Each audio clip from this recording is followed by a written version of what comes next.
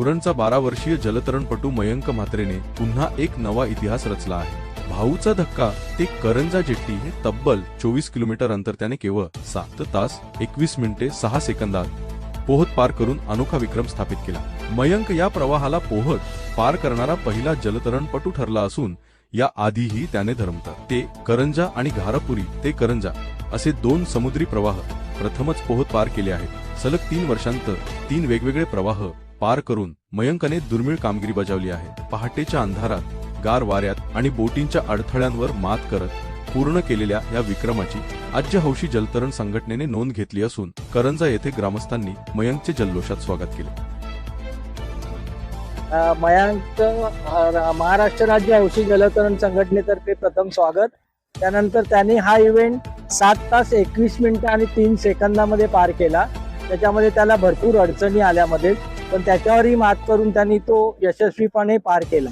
त्याच्यामध्ये त्यांनी मध्ये एनर्जाल घेतलं, मध्ये पाणी पियाला, चॉकलेट्स घेतलं, असे काही खुराक घेऊन त्यांनी आपला इव्हेंट पूर्ण केला। आज जो मयंक ने जो इव्हेंट केलेला आहे हा फर्स्ट टाइम अटेंड करणारा हा फर्स्ट मुलगा जो आहे जो भाऊचा धक्का ते करंजा जेट्टी हा पहिल्यांदा यांनी आणि फर्स्ट हा सुमार यांनी अटेंड करून कंप्लीट केलेला आहे।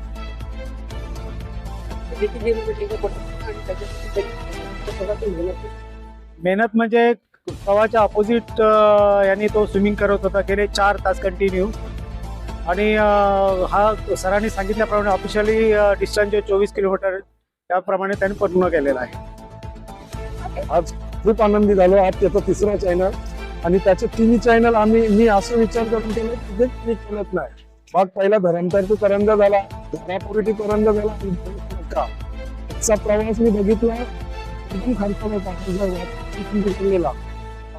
एक टाइम असं इच्छा झाली का याला काळाचा बाहेर, पण मयंकची जिद्द अशी होती तर मयंकने तो चॅनल पार केला। म्हणून मयंकच्या त्या जिद्दीला माझा सल्यूट आहे।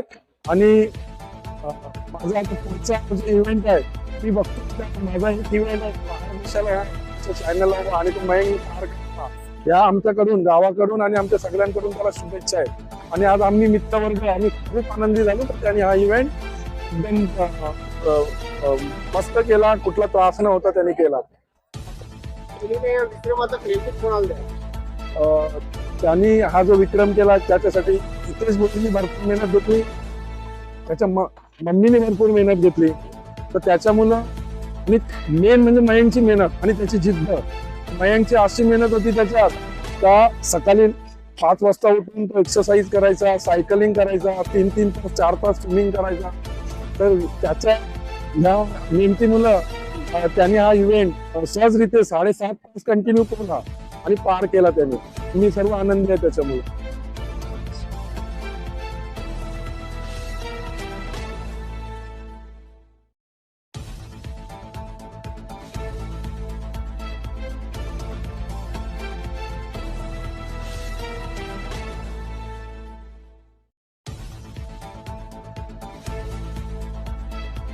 महाराष्ट्रातील सर्व जिल्ह्यातील ताज्या घडामोडी जाणून घेण्यासाठी नवराज्य चॅनलला सबस्क्राईब करा आणि दाबा बेल आयकॉन।